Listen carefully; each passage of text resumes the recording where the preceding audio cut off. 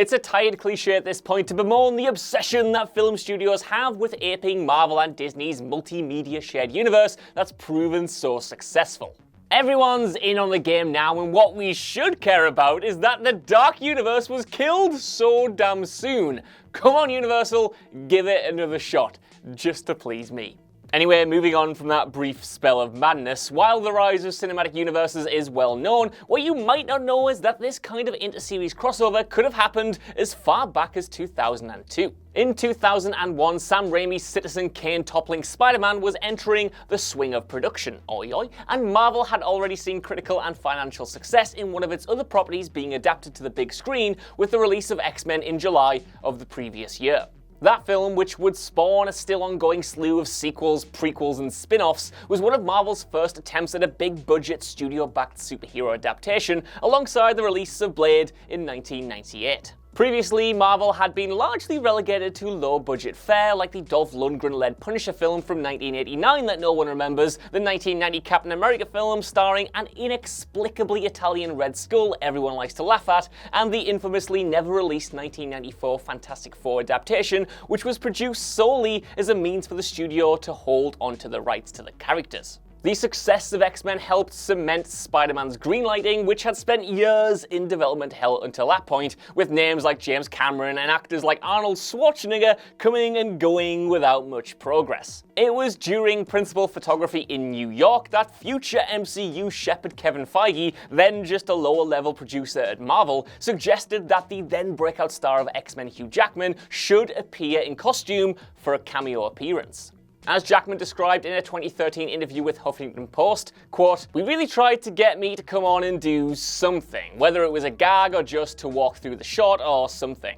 And it very nearly happened as well, as Jackman continues, quote, "So, I actually asked some high-level people about it, because the optimist in me goes, why not? Why can't we do it? A split cast or whatever. And someone reminded me that the amount of money Fox paid compared to the amount of money Disney paid is very different." Jackman even flew out to New York City to shoot his cameo though, but ultimately this crossover fell through at the last moment when Jackman's costume couldn't be sourced. As he tells it, quote, "We couldn't find the suit was stuck in something. And so when they were in New York when I was there, we couldn't get it together."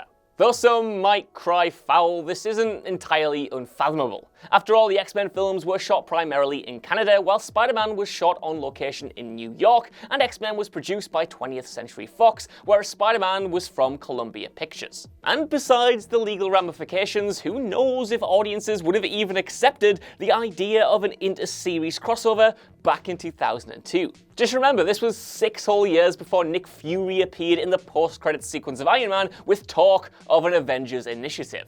Even if the cameo had been filmed and made it to the release version, who knows if it would have led to anything meaningful down the road.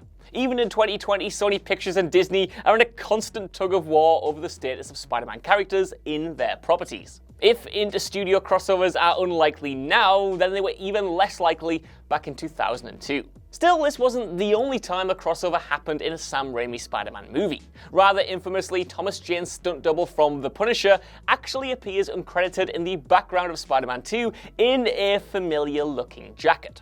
In the end, though, this episode will have to be filed under the folder of what could have been.